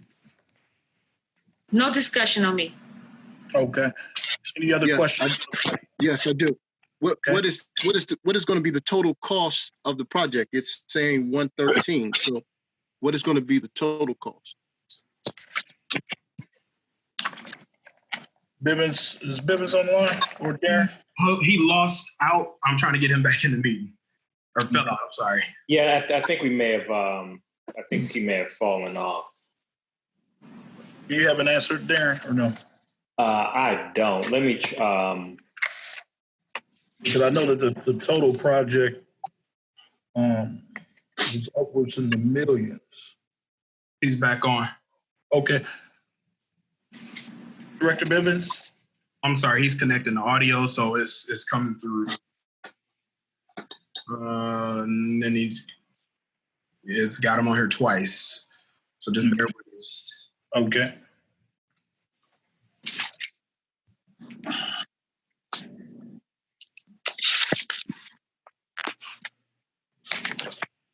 Yeah, I've seen him down there twice. I don't know which device he's on. Jerome, can you hear us? Unmute them both, Steve. Let's see what happens. I'm sorry, Councilman Chisholm. I keep saying, I apologize. Yeah, I clicked. Yeah. There we go. Yeah, I can hear you. All right. What's the total cost of the project? Overall cost? Let me turn my phone on. Hold on one second. Okay. It's over $2 million. It's federally funded, and then we're paying, I think it's 80% federal funded and 20% local match between us and Wayne County. Okay, yeah, I was just wanting to know what is the city on the hook for, because it gives me 113, and then it also gives me in the resolution, it gives me 226,000. So which one is it that we're voting on? It's 113, sir. That 226 is split between us and Wayne County. The 113 and 113 comes to 226. Okay, because in the exhibit it has the local community participation, Inkster county participation. It gives us that 226. Yeah, but if you look at the letter that's attached, it was sent to Madam Clerk Felicia. It says that we are responsible for 113,000, I think 315. Okay, so that's just the working capital, right? Right. That's what each entity is responsible for.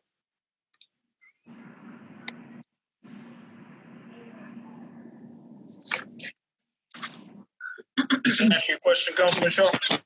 Yeah, because when I'm looking at the resolution, it speaks as whereas the city of Inkster will be provided payments to the county of Wayne in the estimate amount of 226,000. So I guess is that going to adjust down, or that's something that we don't have to worry about? It's a shared cost. That's why it's a shared mutual agreement between us and Wayne County. That's the total cost of the projects between two communities. That's what you're looking at. Because if you take the 113, I think it's 113, 315 and 113, 315, it'll add up to that cost, that total cost of 226.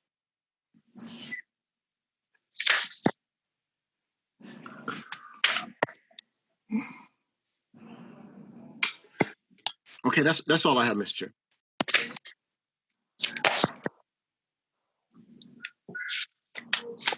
Any other questions?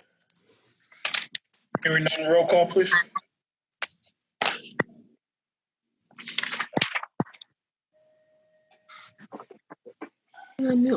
There we go. Oh.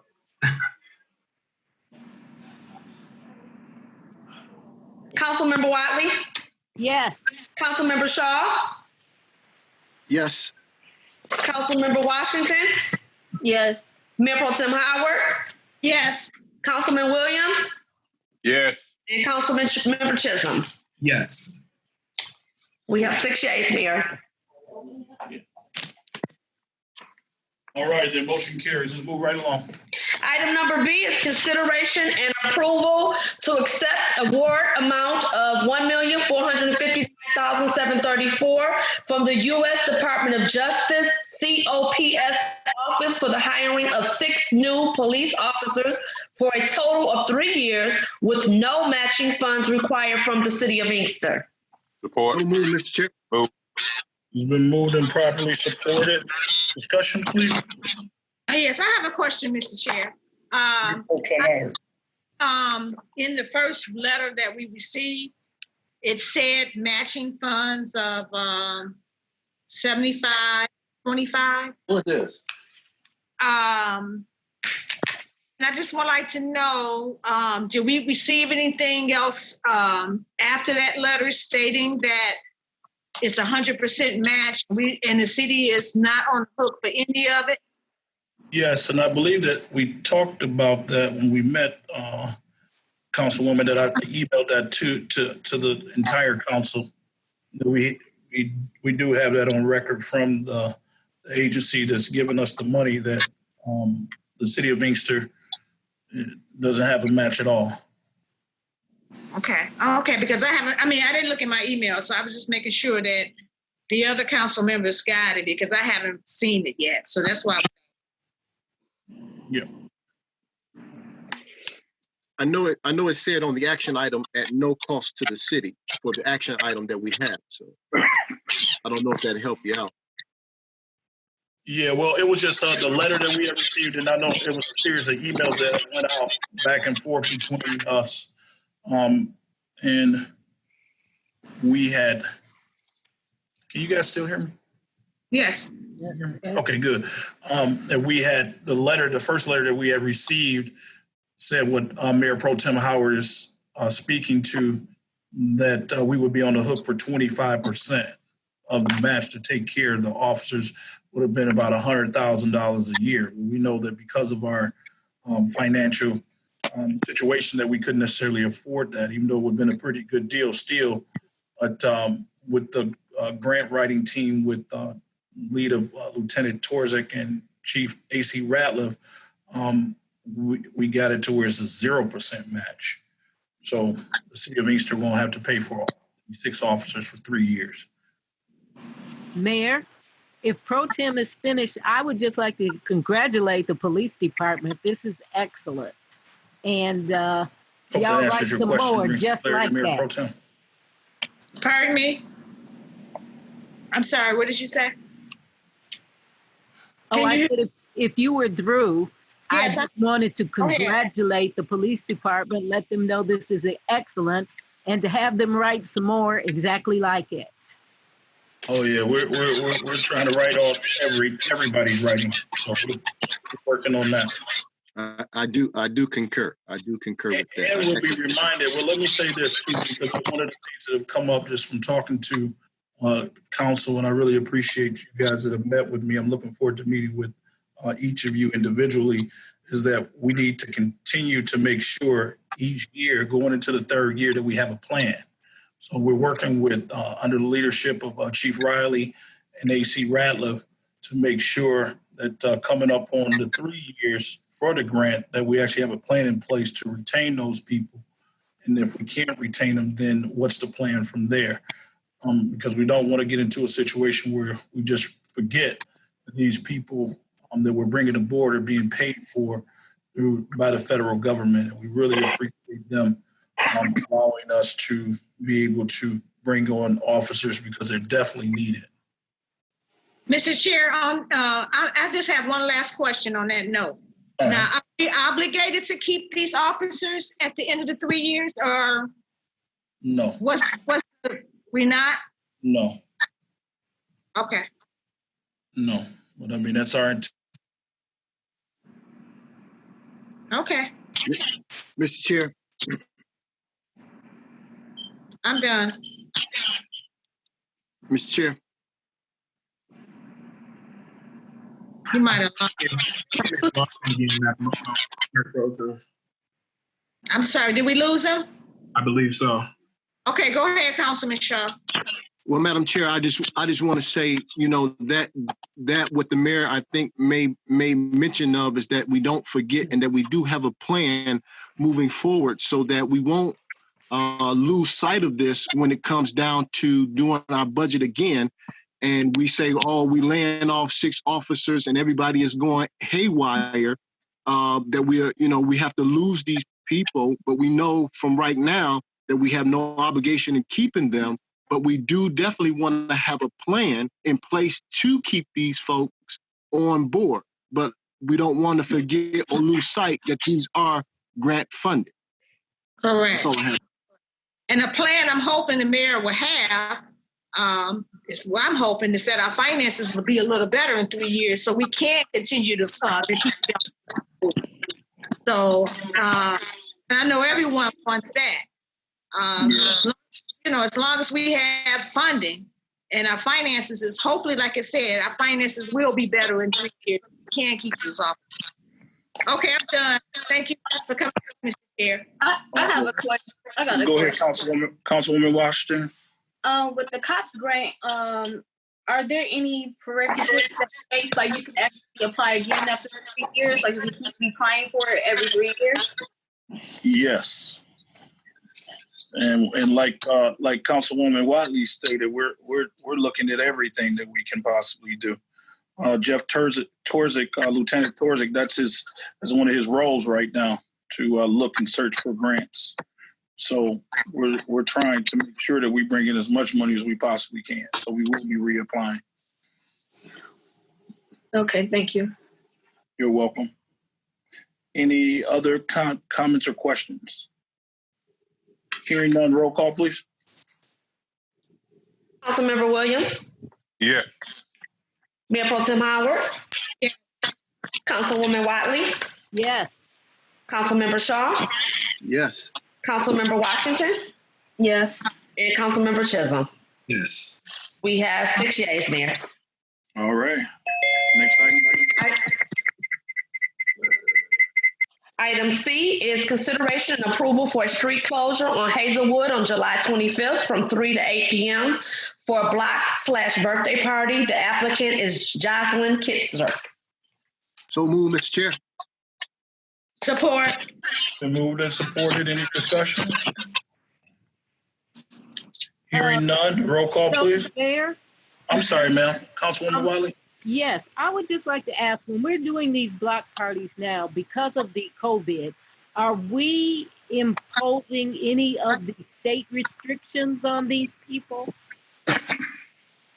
That's a very good question. I mean, I know that, we would hope that everyone is adhering to the governor's orders. But you see how Hope has got the rest of the company with escalating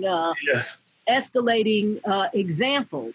So I was wondering if we're putting anything in our policy, because I know they have to fill out some sort of form or something that tells them what the governor's guidelines are, and that you would hope, because I think that would remove any liability on our part as long as we made them aware that this is a state situation now. Because you see, most people just do what they want to do, and I'm not saying these people are that, but I'm saying if we inform them, maybe, once we pass it, that 50 or less, or you have to wear masks or whatever, the new executive order is, that they're aware of it. That's all. Yeah, and I would just as a friendly, I think, attachment, it would be good to just put the executive order with the application. Okay. For now.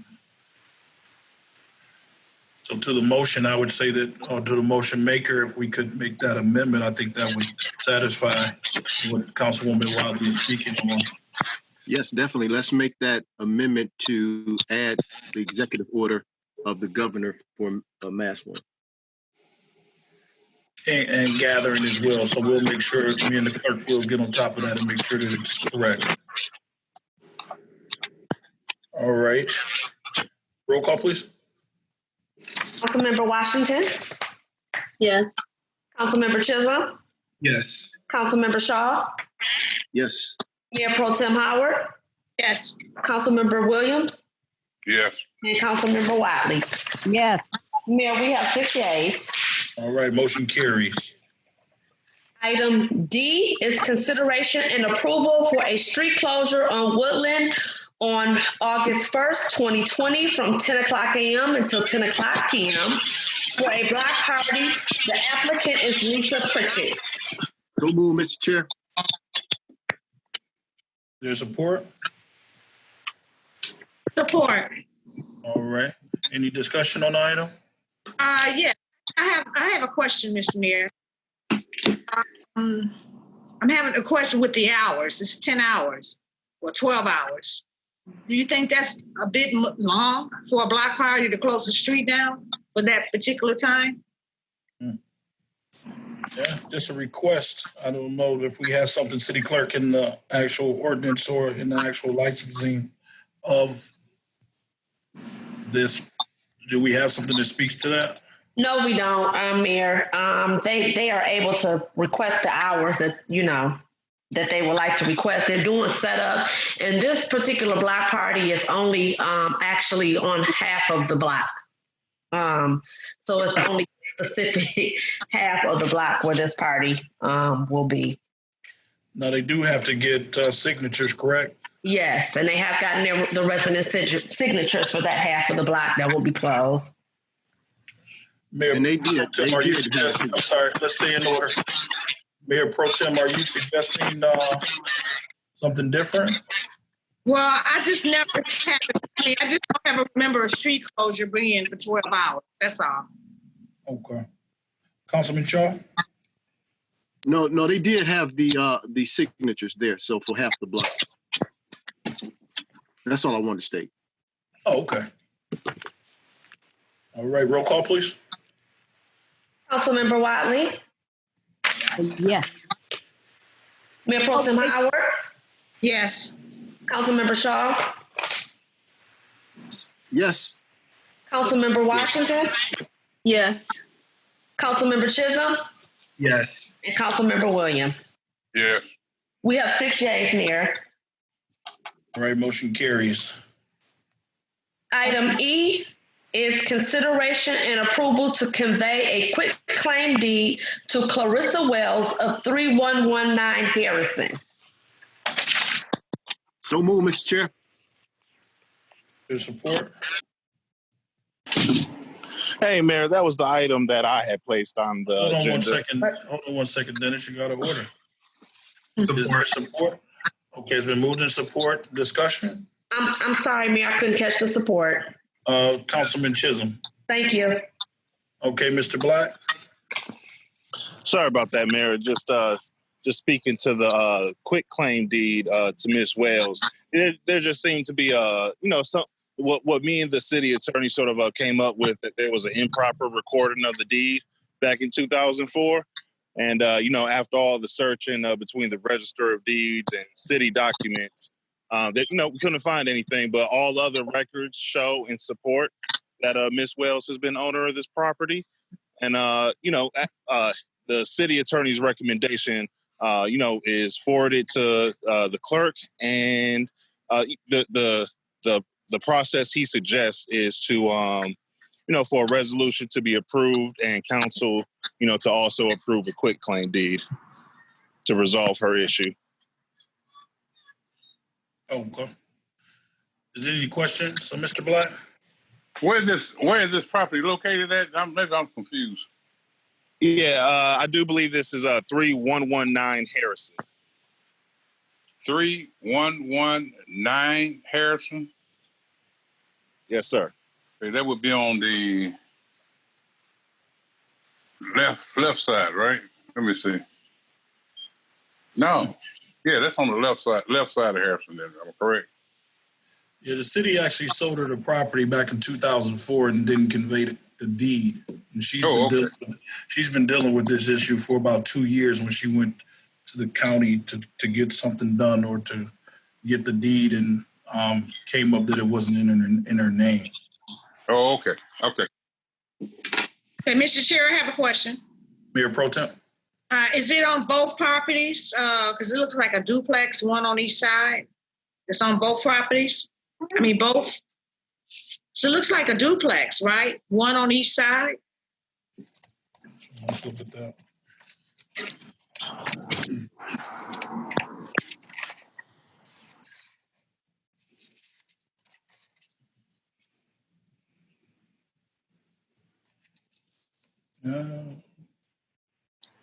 Yeah, the lots and everything that's included in the 3119 Harrison parcel.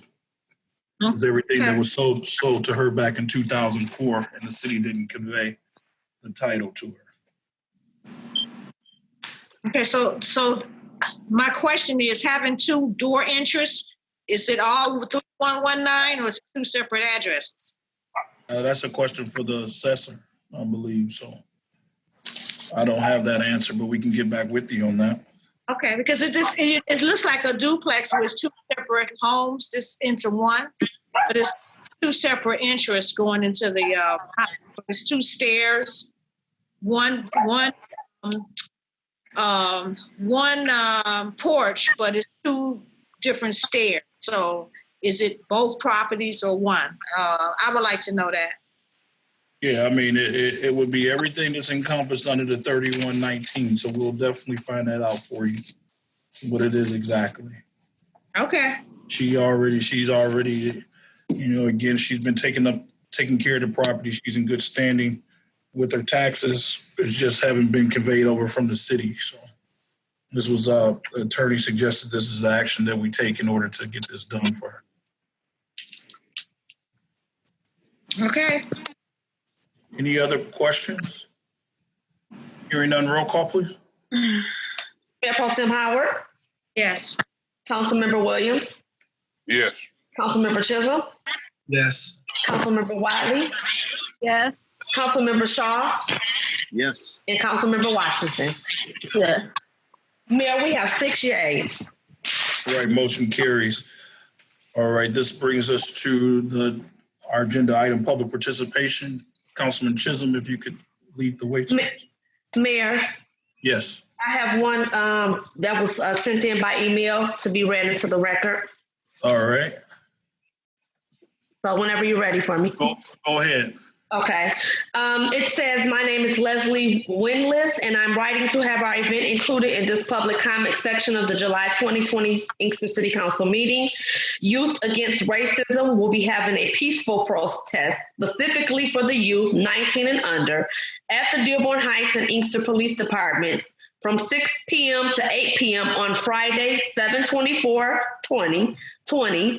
The protest was triggered by the murder of George Floyd, but is required for the countless other senseless deaths of people of color.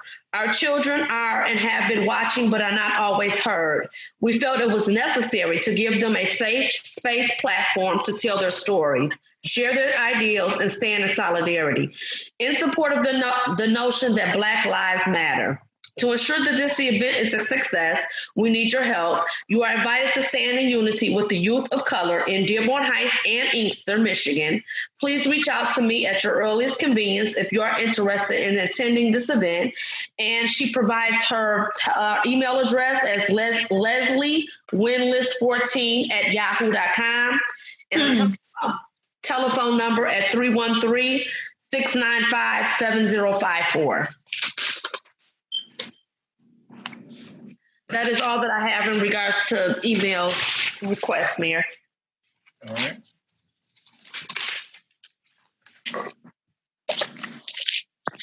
All right, Councilman Chisholm, take it away. You have any participation out there?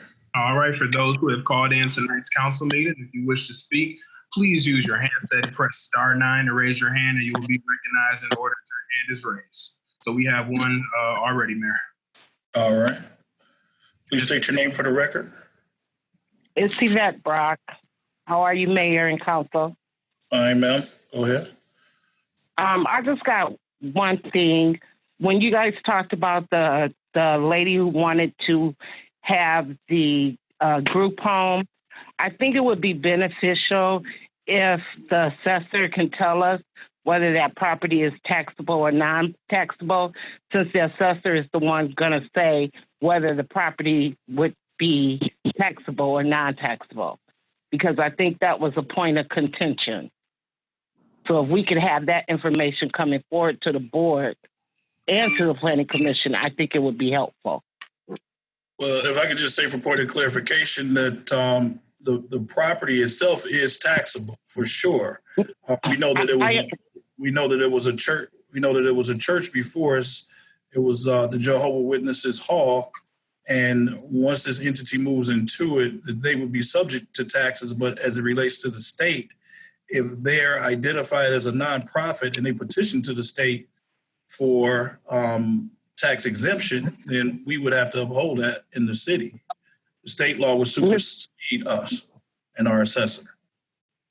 Mr. Mayor, while you were gone, Darren was saying something different, that maybe her 501c3 would not transcend to make, just because she was the owner of the 501c3 doesn't necessarily mean because she moved in that building that it would transition to the property. And so that's why I'm saying that he said it would be based upon the assessor, that the assessor could still say the use of the property isn't for a nonprofit means, and so she could still be assessed taxes. So that's why I'm saying what I'm saying. All right, that is correct, Ms. Brock. And another, we'll definitely do that. Excuse me. Yeah, go ahead, Reverend Williams. Okay. And another thing is, okay, when you're under nonprofit and anything that you make, you know, it's got to be done, given away to charity. Okay, somehow some charity performance. Okay, group homes at that point have not been considered, okay, as a charity event when it comes down for operation. So that's why I'm asking Darren to really check into it, because at first, you know, I wasn't saying it too much about it if in fact it was going to be taxable. Okay.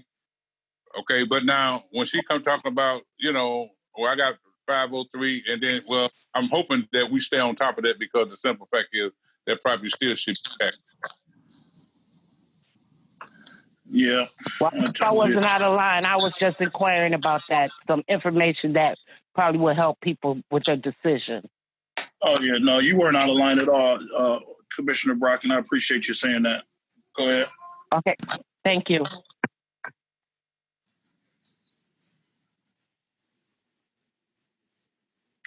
All right, next comment. Yep, we have one more. Hi, this is Cody Corbin. I'm speaking on behalf of Forever Care Homes in regards to the proposed amendments to the zoning ordinance regarding adult group homes and foster homes.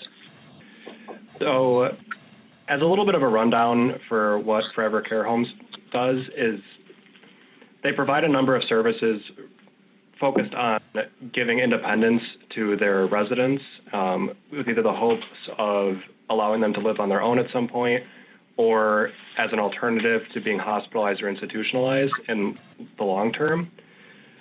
What I wanted to add specifically here is that the case law and Attorney General opinion that Ms. Jordan cited earlier has been subsequently codified into the Michigan statutes at MCL 125.3206 sub 1 sub 2, which reads specifically that each of the following is a residential use of property for the purposes of zoning and permitted use in all residential zones and is not subject to a special use or conditional use permit or procedure different from those required of other dwellings of similar density in the same zone. And sub 2 on that reads a facility in the use described in section 3(4)K of the Adult Foster Care Facility Licensing Act, 1979 PA 218 MCL 400.703. So in order to be compliant with the state statutory regime, adult foster care facilities have to be treated the same as residential in whatever zone that they're in. So if larger use residential is allowed in a zone, then foster care. Additionally, other neighboring jurisdictions such as Allen Park, Westland, Taylor, Grosse Pointe, Wayne, and Plymouth have already brought their ordinances into compliance with the state statutory scheme. And this is really done for a policy reason, because although it may incur some cost to the local municipalities, it's much cheaper than institutionalizing these people or hospitalizing them for extended periods of time. And also there's the concern that requiring a special use permit on these properties is a form of discrimination that's unconstitutional, which was articulated more in the case law cited by Ms. Jordan. We really appreciate your insight, and we definitely is duly noted and will be taken into record. Next participant, please. Councilman Chisholm, do you have any? I don't see any more hands raised. So I believe that might be it. All right, then let's move right along. City Clerk? Yes, once again, Mayor, I just wanted to let residents know that we are encouraging absentee voting, and we are still accepting applications for that. And I just wanted to let residents know, if you do not want to attend the polls, to please stop by the city clerk's office and get your absentee ballot. Thank you. Just a question to that clerk. So the polls will be open as usual? Yes, sir. The polls will be open as usual. We're asking, we just got note today that when you go to vote, you actually don't have to have on a mask. But we are encouraging residents to wear a mask. And we will have some PPE on hand for residents who don't have a mask. And as it relates to our process and making sure we're taking care of our people will have masks and sanitizing stations and things of that nature, correct? Yes, sir. Okay, but we're encouraging everyone to vote absentee. I'm voting absentee for the first time. The city clerk convinced me to do it. Yeah. It's just we have to stay safe. So I definitely encourage that as well. All right. Do you have anything else for us, City Clerk? No, thank you, Mayor. All right. City Treasurer? No comments, Mr. Mayor. All right. Mayor and Council. Councilwoman Wiley. Thank you, but nothing tonight. All right. Moving right along. Councilman Chisholm. No comments. Councilwoman Washington. I just wanted to let residents know about the new eviction diversion program that the state of Michigan has put out. The rental assistance is in the amount of $50 million and is available in lump sum to help landlords exchange and allowing tenants to remain in their homes. And they can find the information on michigan.gov MSHDA/MSHDA. I'm sorry. That is great. Anything else? Anything else, Councilwoman Washington? Oh, no, not at this time. I'm sorry. All right. Councilman Williams? I have nothing at this time, Mr. Mayor. All right. Councilman Shaw? Yes, Mr. Chair. I just want to ask a question. Are any of the other committees having virtual meetings? Well, we know that the Housing Commission is having virtual meetings. The Planning Commission actually had its first. Mr. President, you want here? I'll let you go ahead and speak to that one. All right. Yes, the Planning Commission had, I believe, one or two virtual meetings. Then there was some confusion. We had an in-person meeting. It was socially distanced, and per the governor's executive order, it being extended all the way out with the information that you sent us, Mr. Mayor, we will be having virtual meetings until further notice. And the other entity, I'm on the Cable Commission as well, and we'll, if need, we'll be having a meeting virtually there. I can't speak to any other boards and commissions though. Yeah, the DDA is going to have one actually tomorrow at 6, I believe. They're having theirs tomorrow. It's going to be virtual. Is that correct, Madam Clerk? Yes, and Mr. Mayor, I think also the Parks and Rec had a virtual meeting. Councilman Shaw, does that answer your question to the best of? Yes, I just wanted to see, that we're, stepping up and moving forward in this virtual world.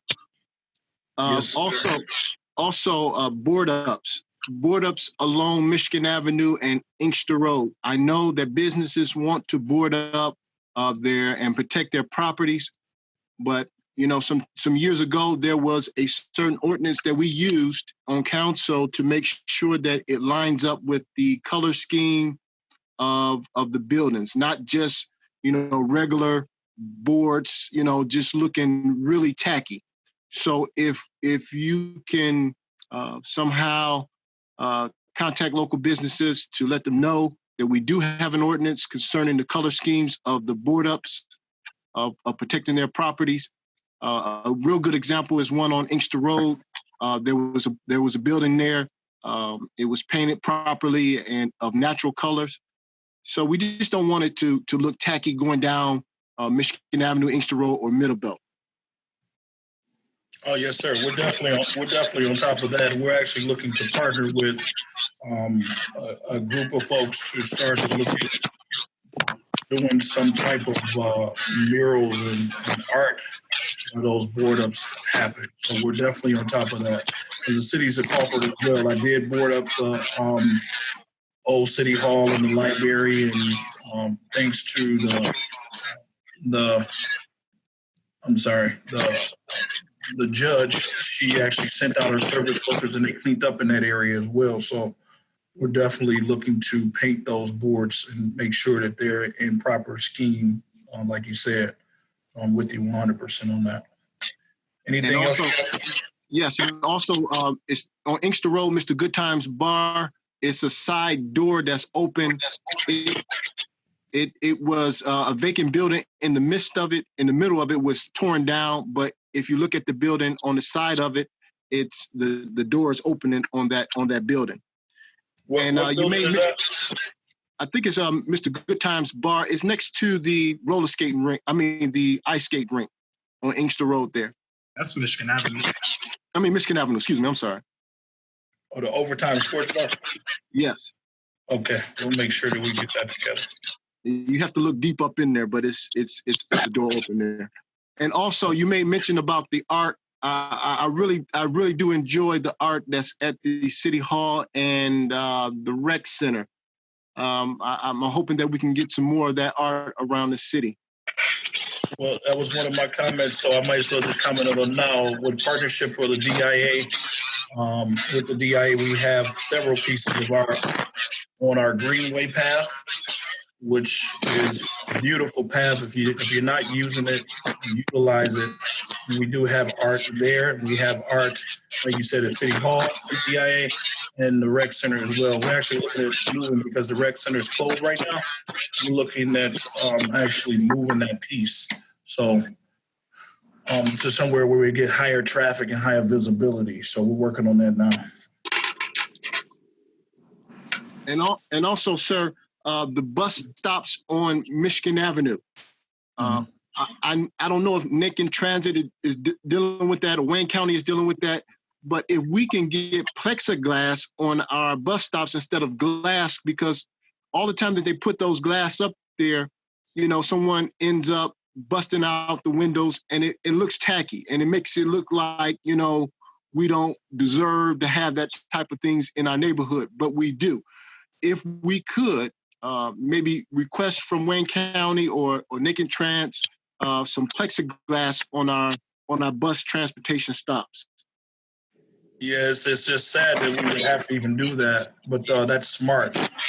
And we've been working directly with them, Jerome Bivens and myself, to figure out what's the next step for us to make sure that it's not only safe, but it's appeasing to the curb appeal of the community, but also to pedestrians using it. So I agree. We're definitely working on that. And also on Inkster Road, on the CSO basin, on the sign, somebody sprayed graffiti on that sign there. So if we can get somebody to look at that sign from Wayne County or whatnot, or DPS to get that graffiti off of there, because that looks bad there. And the last thing that I have is 1191 Helen Street, between Helen and Glenwood. There's overgrown bushes. The property, I got in contact with code enforcement about the door that was open, but the property looks real bad there. If we can have the landowner or whoever owns the property to come by that property and do what needs to be done, sir. Yes, sir, we're on top of it. And that's all I have. And also one thing, last thing. It was made about, sorry about that. It was made about, mentioned about the rental assistance program that has a lot of, that the judge sent out. Could that be on the city's media site and also on the city's website for residents? Yeah, it's already there already, sir. Okay, thank you. That's all I have, Mr. Yes, sir. All right, Mayor Pro Tem Howard? I don't have anything at this time. All right, moving right along. The census. So the census has been extended to October. The census workers haven't yet hit doors yet within the city of Inkster, but our very own Curtis Dean Barge, along with a few other folks, Ruth Williams, have been working hard and putting together different events. So we just encourage the council, spread the word in your districts. The census, we're about 60% reporting right now, and we need to get more. So we want to be at 100%. Our goal is 82%, but I believe that we can get 100%. Even if that doesn't sound reasonable, I believe that if we all attack it, that we can get the numbers that we're seeking to get by October. So, all right, do we have anything for closed session? Yes. Did you say yes? Yes. Okay. I have a motion, and what is it regarding closed session? Litigation. I have a motion to go into closed session? Litigation? Motion to go into closed session. Support. Roll call, please. Councilmember Chisholm? Councilmember Chisholm? Like we lost Steve. Can he? I'll come back to him. Councilmember Washington? Yes. Mayor Pro Tem Howard? Yes. Councilmember Shaw? Yes. Councilmember Williams? Yes. Councilmember Wiley? Yes. And Councilmember Chisholm? Yes. Okay. We have 6 days, Mayor. All right, the motion carries on closed session. We'll be right back out.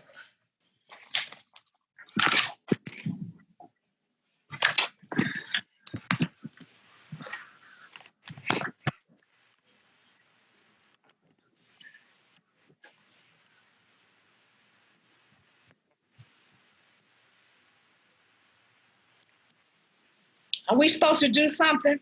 Yeah, he's supposed to let us in. You said what, Felicia? Troy will let us in. He will give us a breakout room. Okay. Troy? They're probably working on it. I'm working on it now. Okay.